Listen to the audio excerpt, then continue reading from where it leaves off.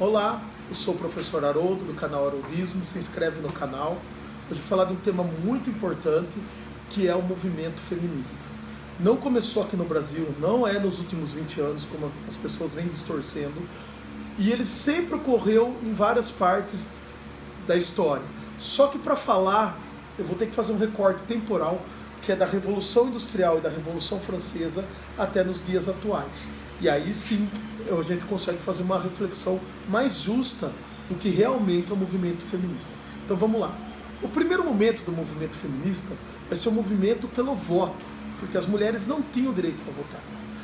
Na Revolução Francesa se colocou lá liberdade, igualdade e fraternidade, mas colocou somente para os homens. Tanto é que a primeira carta de sufrágio universal vem para o sufrágio universal masculino e não para o feminino.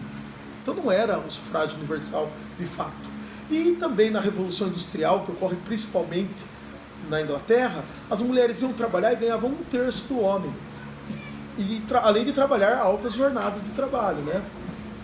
Muitas horas, 16, 18 horas por dia.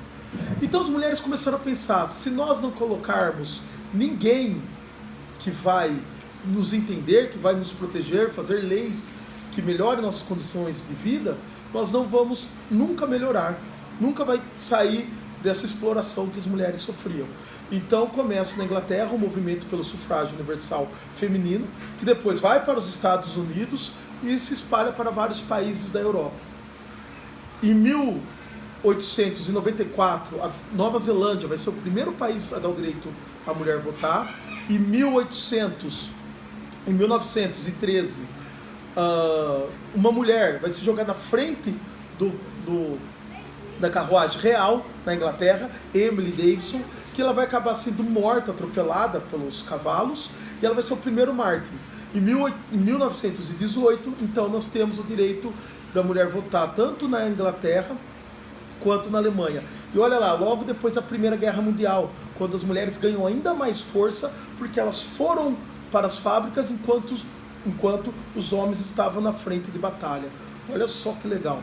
Então tudo isso, todo esse contexto tem que ser levado em conta para entender o movimento feminista. Não é simplesmente falar da boca para fora o que você acha do feminismo. Isso daí é muito errado. Bom, porém, a mulher conseguiu o direito a votar? Conseguiu. No Brasil aqui em 1932, com Getúlio Vargas, e no resto do mundo aí após a Segunda Guerra Mundial. Resto do mundo que eu digo ocidental, que ainda tem países islâmicos que as mulheres não participam da política, tá bom? Só que ainda ela sofreu muito. Como era vista a mulher? A mulher era vista como aquela dona de casa, que só era útil para cuidar do filho, cuidar da cozinha, ir para a igreja, rezar. Em 1960, durante a Guerra Fria, começa um movimento de contracultura, contestando as guerras e também contestando essa visão patriarcal da sociedade. Então começa um movimento feminista pela liberdade do corpo, pela liberdade dos corpos. Esse corpo é meu, se eu quiser hoje, sei lá, sair com um homem, eu posso sair. E se eu caso, é para eu ter felicidade no meu casamento, e não para ser uma esposa submissa ao meu marido. E quem vai fazer esse movimento, essa segunda parte do movimento feminista, são principalmente mulheres da classe média nos Estados Unidos. Olha lá, então não é uma coisa do Brasil, uma coisa de esquerda, como se vem falando. O movimento feminista nasceu lá na Inglaterra, depois vai para os países nórdicos, também vai para França e vem aqui para os Estados Unidos, depois vai chegar no Brasil. Como sempre, tudo chega depois no Brasil, tá? Tudo que acontece no Ocidente. Já a terceira onda do feminismo, ela vem agora, nos tempos atuais. E quem que entra, o que que muda? Se a primeira foi pelo sufrágio universal, pelo direito ao voto, a segunda foi pelo direito aos corpos, a terceira é contra a exploração, a discriminação racial. Então por isso várias mulheres negras vão começar a entrar nesse movimento feminista. Não só aqui no Brasil, mas também nos Estados Unidos. E gente, fazendo uma análise rápida ontem à noite, eu estudando rapidinho esse tema para fazer esse vídeo para vocês, eu busquei os melhores países para as mulheres viverem. Era Dinamarca, Suíça, Noruega, Canadá, Podia entrar qualquer site, ia mudar a posição de um do outro, mas sempre eram esses países. Onde que as mulheres vivem melhor, tem menos desigualdade social, tem menos violência contra a mulher, tem menos exploração, seja sexual ou abuso do próprio patrão, e também são os países que marcam o maior índice de desenvolvimento humano.